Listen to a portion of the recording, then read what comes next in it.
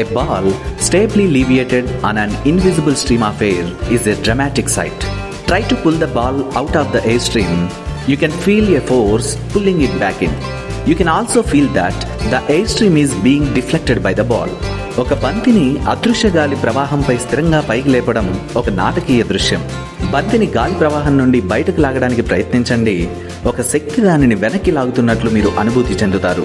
గాలి ప్రవాహం బంతి ద్వారా విక్షేపం చెందుతున్నట్లు కూడా మీరు అనుభూతి చెందుతారు.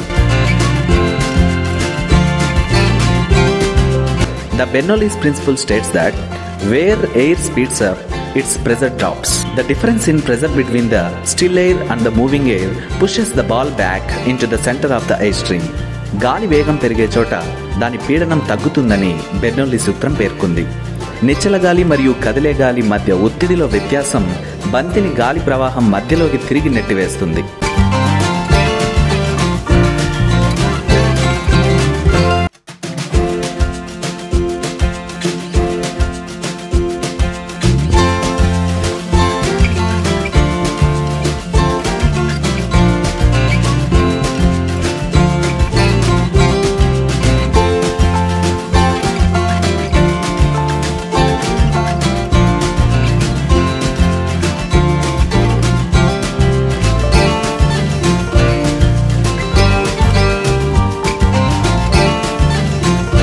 A classic example is how an airplane wing works. The curved top makes air move faster, creating low pressure above the wing, while the flatter bottom moves air slower, creating higher pressure below the wing. The higher pressure from the bottom pushes the wing up, creating lift and allowing the airplane to fly. విమానం రెక్క ఎలా పనిచేస్తుందో ఒక classic ఉదాహరణ. వంపు తిరిగిన పైభాగం గాలిని వేగంగా కదిలిస్తుంది.